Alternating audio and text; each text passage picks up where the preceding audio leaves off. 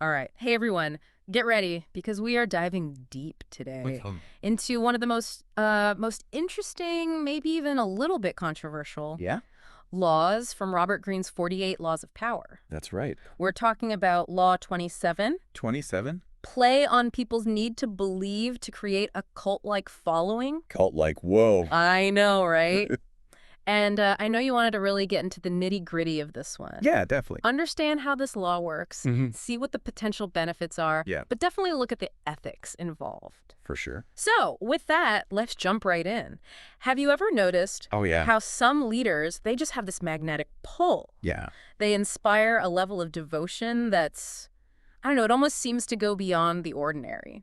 It's true. So what's the secret sauce? How does that work? Well, I think it all starts with a basic human need, Okay. like a deep-seated desire for meaning, to find certainty, Makes sense. especially when everything feels really chaotic. Oh, yeah. The world can be a crazy place. Right. So we all crave that sense of belonging, right? Yeah. That feeling of safety, security. I mean, you think about it. Yeah. Maslow's hierarchy of needs, Oh, yeah. belonging and safety are right up there. Basic human needs. Basic needs. They're sure. So that makes total sense. Yeah. I mean, when things get rough, people, they naturally look for a guiding light. They want direction. Someone to give them a sense of where to go. Totally. But how does that yearning for something to believe in translate into actually building a following? Right. Let alone one that Greene calls cult-like.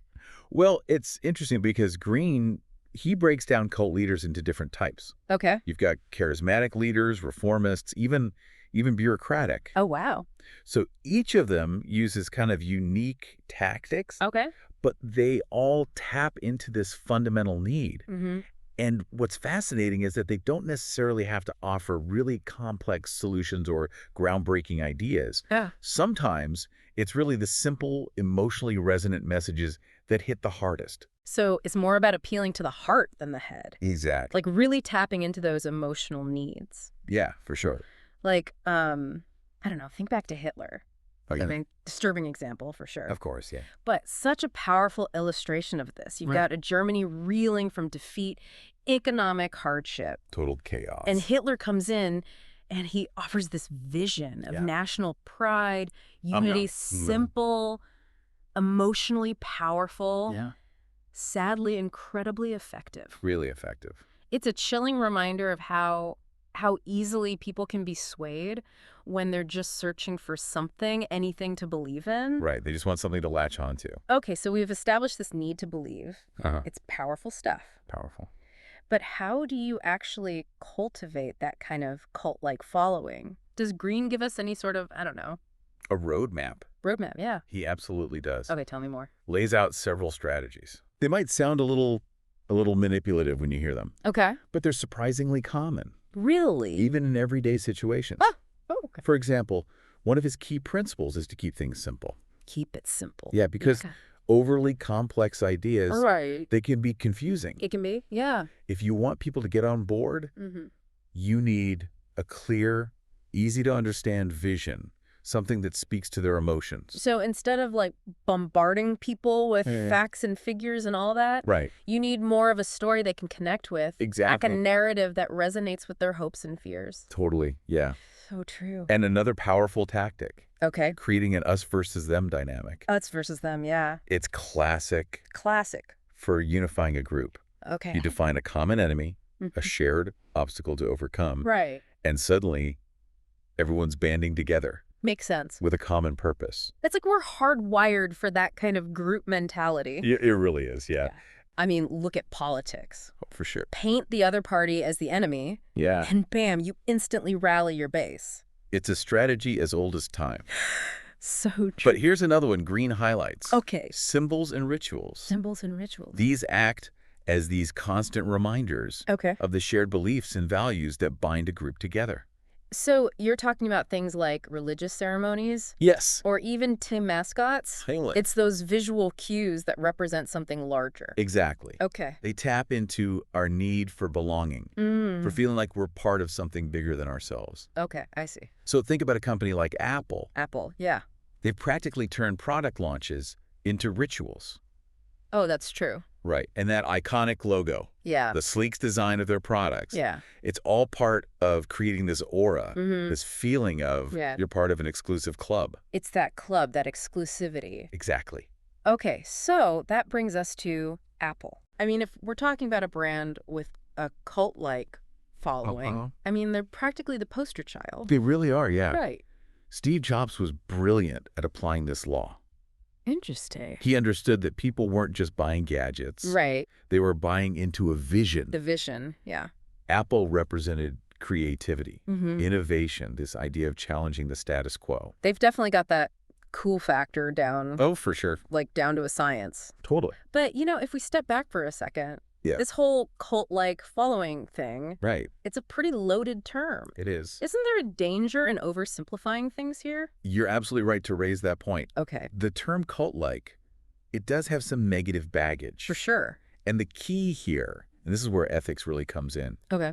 Authenticity. Authenticity. Your vision, your values, the beliefs you're promoting. Right. They have to be genuine. Okay. If people sense you're being disingenuous or manipulative, that trust, it'll just crumble.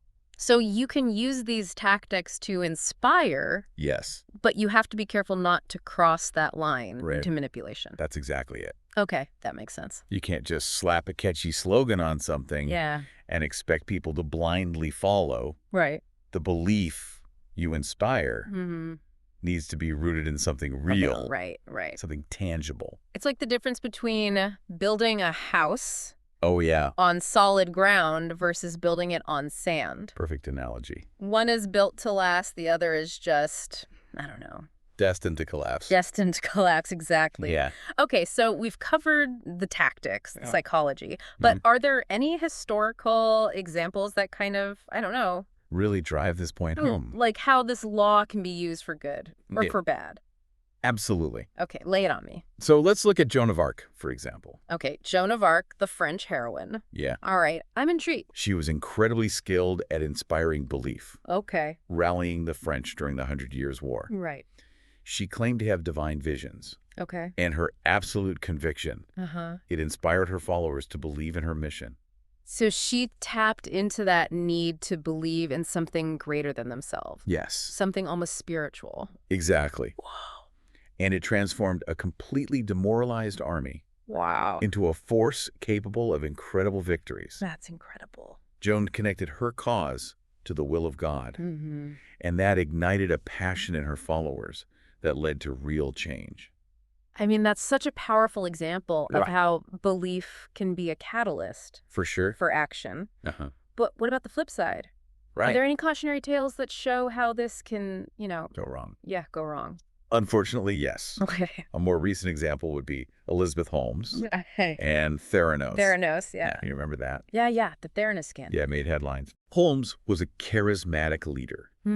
She used many of the principles we've been talking about. Okay. She positioned herself as a visionary. Okay. Promised to revolutionize healthcare with her company's technology. Even managed to inspire belief in investors. Yeah. Employees, the media. So she created this whole narrative around her company. Exactly. This belief in her vision. Yes. But there was a fatal flaw. Huge flaw. Right. The technology didn't actually work. Didn't work. And when that truth came out, the whole house of cards collapsed. It all fell apart. Yeah. So it's a reminder that you can't just talk the talk. Right. You have to walk the walk. You have to deliver. You have to deliver. Yeah. Actions speak louder than words. For sure. So we've seen how this law can play out in the real world. Yeah. Seen the good, the bad, the ugly. A whole spectrum. Explored the tactics, the psychology, even dove into some pretty fascinating historical examples. Yeah, Joan of Arc. Joan of Arc, Elizabeth Holmes. Two sides of the same coin, in a way. But now I want to bring it back to, you know... To the listener. Yeah, to everyone listening out there. Absolutely. How does all of this apply to you? That's the million-dollar question. Right. Because let's face it. Yeah. We all have something we want others to believe in. Right? Really. Whether it's a project, an idea, maybe even just our own values. It's not always about building this massive, you know, cult-like following. Yeah. It's about understanding how to inspire belief on a smaller scale. In our everyday lives. Exactly. And to do that effectively, you need to understand the mechanics. So it's like building a toolkit. It is, yeah. Okay, give me the tools. I'm ready. All right, first things first. Yeah. Define your vision. Define my vision. Okay. What do you stand for? Okay. What are the core values that drive you? All right. What change do you want to see in the world? So before I even try to get anyone else on board, I need to understand my own beliefs. Exactly. Crystal clear. Crystal clear. And remember, authenticity is key. Okay. This vision, it should be something you genuinely connect with. It has to be real. Something that motivates and inspires you personally. Yeah, because if I'm not passionate about it, Right. why should anyone else be? Exactly. Okay, so I've got my vision locked in. All right, step 2. Okay. Craft a compelling narrative. A narrative. Humans are wired for stories. Oh, yeah, we love story. They help us make sense of the world, Mm-hmm. connect with ideas on a deeper level. So instead of just like stating my beliefs, Yeah, I need to weave them into a story. precisely. A story people can connect with. Think about the great leaders and movements in history. Okay. They all had powerful narratives Mm. that captured the imagination, Mm. inspired action. Okay, examples. Martin Luther King Jr.'s I Have a Dream speech, Oh, yeah. prime example. Powerful stuff. He painted a vivid picture Yeah. of a future where equality reigned. Mm-hmm. Powerful, emotionally resonant. Okay, so I need a clear vision, a compelling story. Mm-hmm. What else? What else should I be thinking about?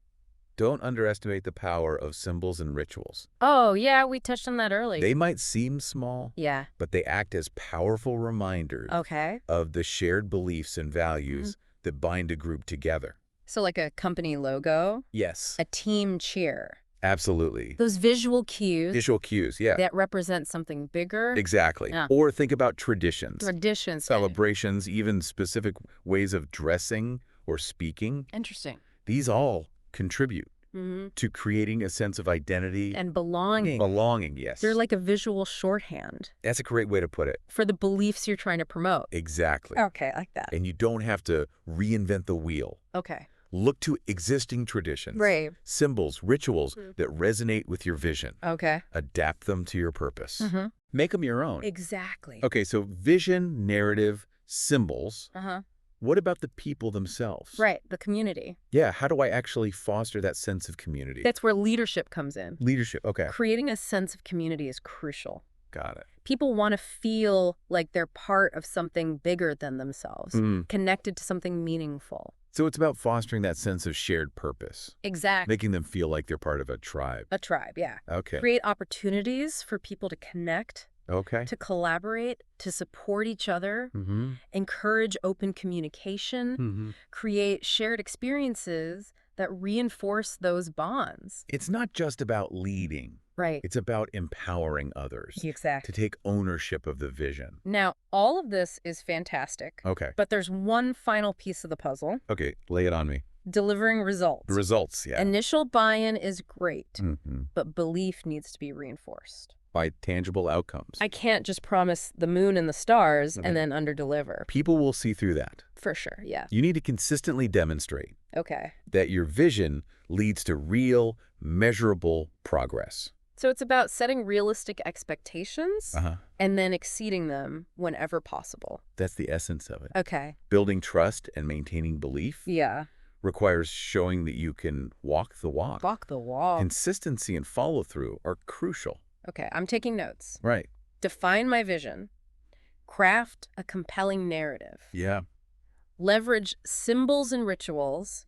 Foster a sense of community. Mm-hmm. And deliver results. You got it. That's the roadmap It is. to inspiring belief. And remember, this isn't about manipulating people. No, It's about leading with authenticity, right. inspiring them to believe in something meaningful, Okay. something that resonates with their own values and aspirations. So it's not about getting people to follow you blindly. It's about empowering them Exactly. to become part of something bigger. That's where the real power of Law 27 lies. Wow. It's about using belief Mm-hmm. as a force for positive change, Positive change. Yeah. both in your own life Mm-hmm. and in the world around you. I mean, this has been an eye-opening deep dive. It has. It's amazing how much we can learn Yeah. from just taking the time Taking the time, yeah. to understand Yeah. the forces at play in human interaction. It's all about gaining those insights. Those aha moments Yeah. that help us navigate the world more effectively. And honestly, I think that's the beauty of this whole deep dive concept yeah. for taking these complex ideas, breaking them down into actionable insights. Actionable Empowering our listeners yeah, to become more informed, more engaged. More effective in their own lives. Couldn't have said it better myself. It's about taking knowledge yeah, and turning it into action. Action, that's what it's all about. This is really fascinating stuff. Yeah, it really is. You know, thinking back to everything we've talked about today, it's clear that this law, it's not just some, abstract concept. Right. It's happening. It's real. It plays out in our lives every single day. For sure. Absolutely. Whether we realize it or not. Yeah. We're engaging with these principles constantly, both as individuals. Right. Trying to inspire belief in others, and as members of groups, drawn to certain ideas or leaders. It's everywhere. Yeah. It's everywhere. So for you listening out there, whether you're, I don't know, leading a team, building a company, just trying to make a difference in your own little corner of the world. In your own way. Remember what we've learned about Law 27. Law 27, powerful stuff. It's a powerful tool. It is. But it's up to you. Up to you. To use it wisely and ethically. Well said. Yeah. Honestly, even if you never, set out to build a massive following or lead a movement or anything like that, understanding these principles can be so valuable. I think so too. Can help you be more persuasive, more influential. Yeah. Ultimately, more effective. More effective. At achieving your goals. It's like having this, I don't know, secret decoder ring. Oh, yeah. For human behavior. Like you can see behind the curtain. Yeah, and you start to see these patterns everywhere. It just makes you a more, I don't know. Savvy, yeah. More insightful person. Insightful. That's the beauty of knowledge. That's what it's all about. Opens up a whole new way of seeing the world. So as we wrap up this deep dive, I want to leave you with one final thought. Okay, shoot. What do you believe in?